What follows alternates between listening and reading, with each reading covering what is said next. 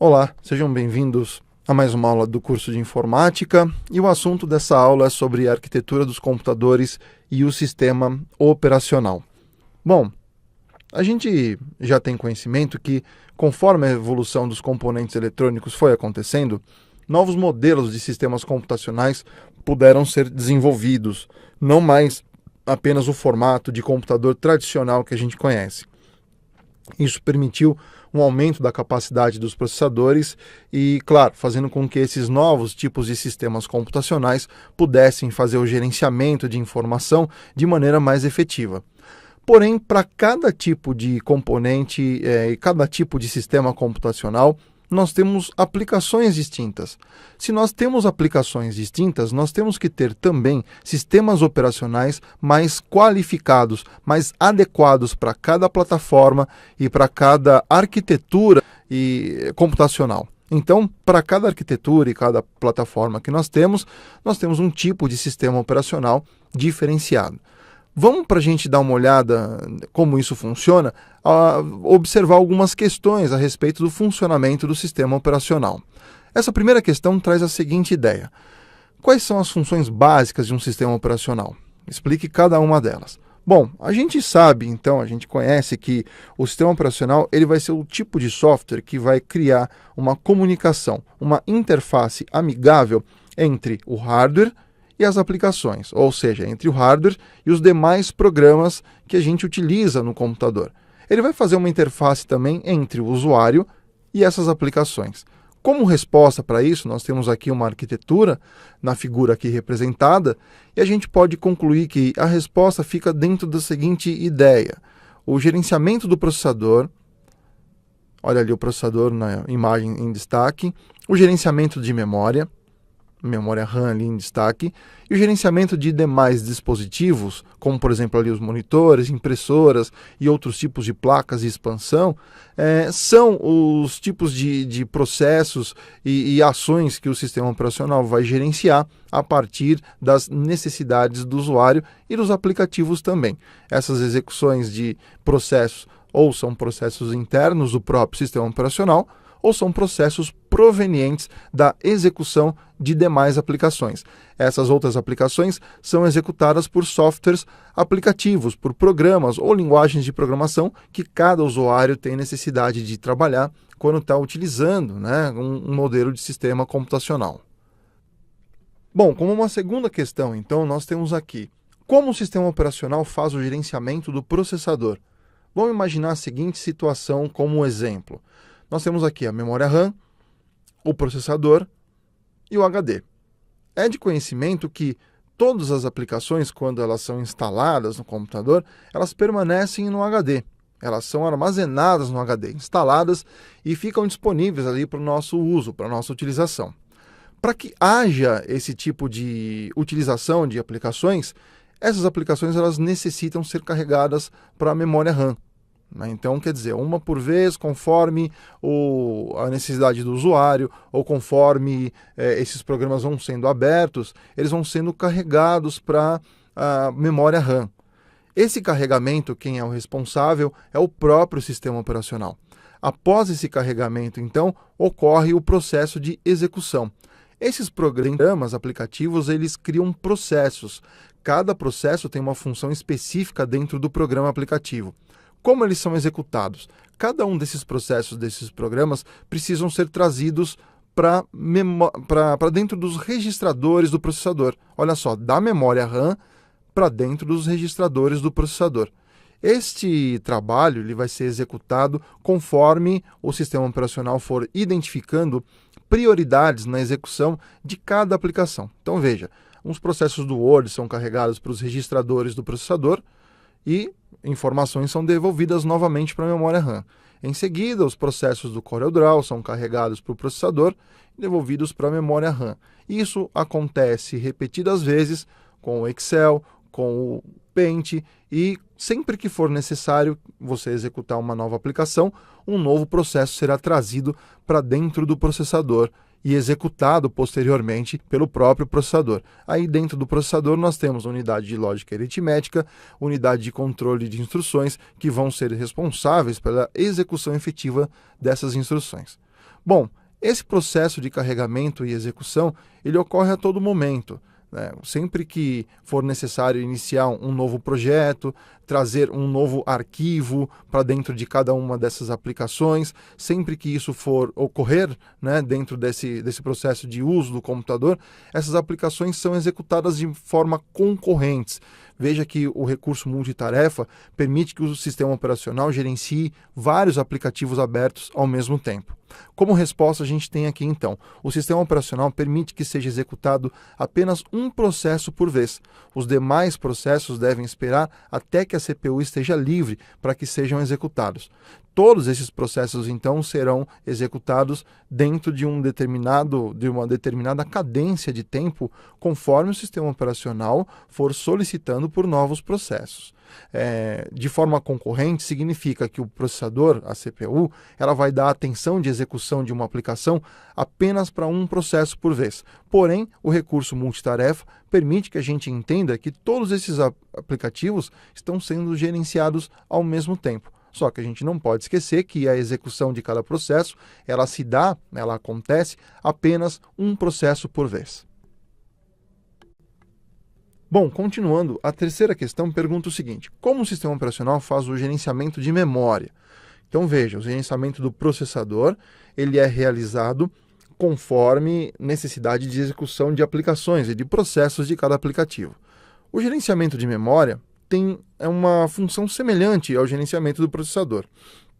Unidade de lógica e aritmética, unidade de controle de instruções, carregam as aplicações para dentro da memória RAM. Essas aplicações são armazenadas dentro de registradores semelhantes aos registradores do próprio processador, da própria CPU. Bom, essas aplicações, então, geram arquivos. Esses arquivos são também armazenados temporariamente dentro da memória RAM. Você pode acessar, por exemplo, sua rede social, assistir a um vídeo, por exemplo, criar uma planilha em Excel, desenvolver uma aplicação no CorelDRAW ou um texto no Word, seja lá qual aplicação for. Todas essas aplicações são mantidas e armazenadas na memória RAM enquanto você tem a execução de cada um desses processos dessas aplicações. O HD, claro, ele serve como um local, um repositório de informações onde as aplicações são armazenadas, são guardadas uma vez que eu preciso instalar ou preciso ter um caminho de acesso, como por exemplo, para eu acessar o Facebook. Eu preciso de um acesso via navegador de internet. Esse navegador provavelmente ele vai estar instalado no HD, fisicamente instalado. A informação ela se torna permanente então. Dentro do processo de execução de tarefas, nós temos que tudo que for executado, ele está temporariamente disponível para que haja o funcionamento da aplicação. Porém, essa aplicação ela ainda não está armazenada de forma efetiva.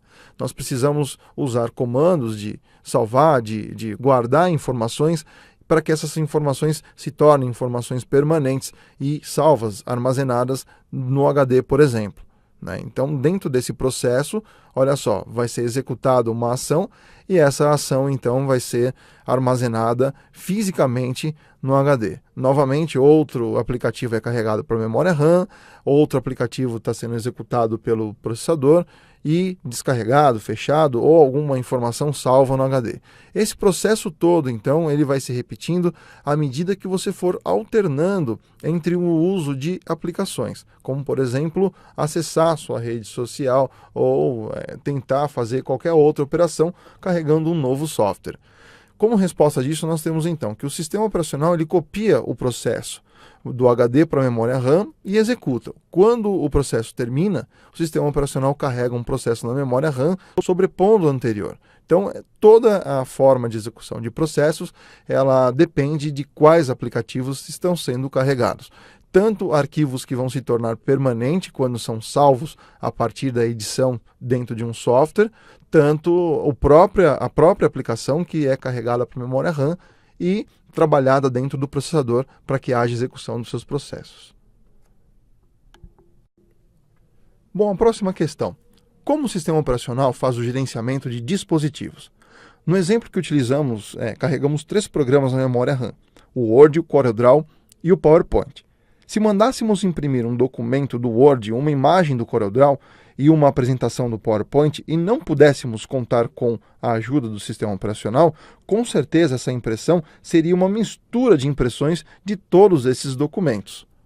Claro, a gente não tem como prever o que aconteceria se todos esses aplicativos mandassem suas impressões juntos, né, para qualquer tipo de saída de impressão. A gente teria uma bagunça ali, né, um tipo de impressão que a gente não conseguiria identificar como seria feita, como essa impressão ocorreria.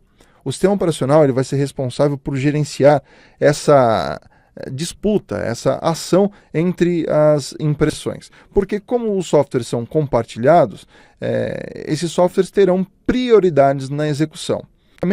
Vamos entender então como isso acontece no caso de compartilhamento da impressora pelos 3 programas. O gerenciamento do processador é responsável por fazer com que o processo de impressão do documento, do Word, ocupe a CPU e ganhe um uso exclusivo do sistema operacional. Então, nesse momento, é o Word que está ali ocupando o processo de impressão. O mesmo vai acontecer com os demais aplicativos. Eles são carregados para dentro dos registradores do processador e são executados conforme necessidade. Se a necessidade é uma impressão, então agora é a vez do CorelDRAW ali mandar o seu projeto para impressão.